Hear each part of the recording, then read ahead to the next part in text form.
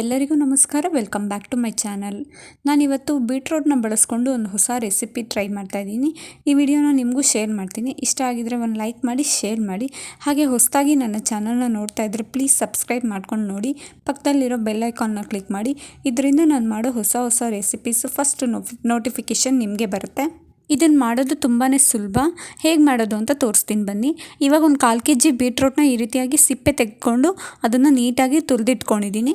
ಹಾಗೆ ಇಲ್ಲಿ ರುಬ್ಬೋದಕ್ಕೆ ಒಂದು ಹಸಿಮೆಣ್ಸಿನ್ಕಾಯಿ, 3 ಒಣಮೆಣ್ಸಿನ್ಕಾಯಿ, 1 ಇಡೀ ಆಗೋಷ್ಟು ಕೊಬ್ಬರಿನ ನೀಟಾಗಿ ಕಟ್ ಮಾಡಿ ಇಟ್ಕೊಂಡಿದ್ದೀನಿ.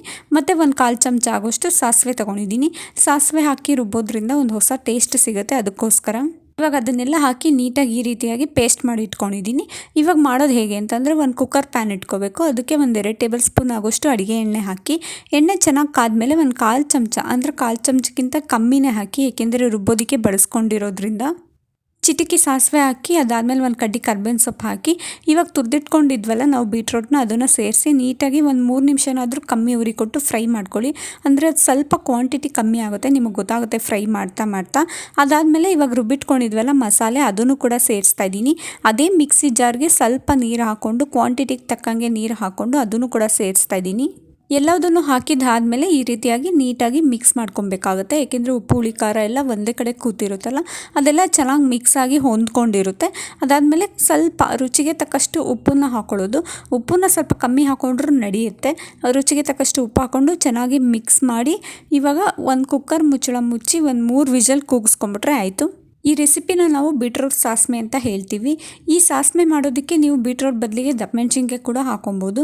ತುಂಬ ಚೆನ್ನಾಗಿರುತ್ತೆ. ಈ ರೀತಿಯಾಗಿ ಒಂದ್ಸತಿ ಈ ರೆಸಿಪಿನ ಟ್ರೈ ಮಾಡಿ ನೋಡಿ, ನಿಮಗೂ ಕೂಡ ಇಷ್ಟ ಆಗುತ್ತೆ. ಇವಾಗ 3 ವಿಷಲ್ ಕೂಗಿಸಿ ಕಂಪ್ಲೀಟಾಗಿ ತಣ್ಣ ಆದಮೇಲೆ ಓಪನ್ ಮಾಡ್ತಾಯಿದ್ದೀನಿ ಕುಕ್ಕರ್ ಮುಚ್ಚಳನ. ನೋಡಿ ಎಷ್ಟು ಚೆನ್ನಾಗಿ ಬಂದಿದೆ ಅಂತ ಅಂದ್ಬಿಟ್ಟು. ಇದನ್ನು ದೋಸೆ, ಇಡ್ಲಿ, ಪೂರಿ, ಚಪಾತಿ, ಅನ್ನಕ್ಕೆ ಯಾವ್ದು ಬೇಕಾದರೂ ಹಾಕ್ಕೊಂಡು ತಿನ್ಬೋದು. ತುಂಬಾ ಚೆನ್ನಾಗಿರುತ್ತೆ. ಬೀಟ್ರೋಟ್ ಸಾಸ್ಮೆ ಅಂತಲೇ ಹೇಳೋದು ಇದಕ್ಕೆ. ನೀವು ಕೂಡ ಒಂದ್ಸತಿಯಾಗಿ ಈ ರೀತಿ ಟ್ರೈ ಮಾಡಿ ನೋಡಿ. ಈರುಳ್ಳಿ, ಬೆಳ್ಳುಳ್ಳಿ ಏನೂ ಹಾಕ್ದೇನೆ ಈ ರೀತಿಯಾಗಿ ಒಂದು ಸಾಸ್ಮೆನ ಮಾಡ್ಕೊಬೋದು. ತುಂಬ ಚೆನ್ನಾಗಿರುತ್ತೆ. ಕೇವಲ 3 ಸಾಮಗ್ರಿ ಸಾಕಾಗುತ್ತೆ. 5 ನಿಮಿಷದಲ್ಲೇ ಮುಗ್ದೋಗ್ಬಿಡುತ್ತೆ ಈ ರೆಸಿಪಿ ಮಾಡೋದಕ್ಕೆ. ನೋಡಿದ್ರಲ್ಲ, ಕಮ್ಮಿ ಸಮಯದಲ್ಲಿ ಬೀಟ್ರೋಟ್ ಸಾಸ್ಮೆ ಮಾಡೋದು ಹೇಗೆ ಅಂತ ತೋರಿಸ್ಕೊಟ್ಟಿದ್ದೀನಿ. ಒಂದು ಹೊಸ ರೆಸಿಪಿನೇ ತೋರಿಸ್ಕೊಟ್ಟಿದ್ದೀನಿ. ಈ ವಿಡಿಯೋನ ಪೂರ್ತಿಯಾಗಿ ಎಲ್ಲೂ ಕೂಡ ಸ್ಕಿಪ್ ಮಾಡ್ದೇನೆ ಪೂರ್ತಿಯಾಗಿ ನೋಡಿ.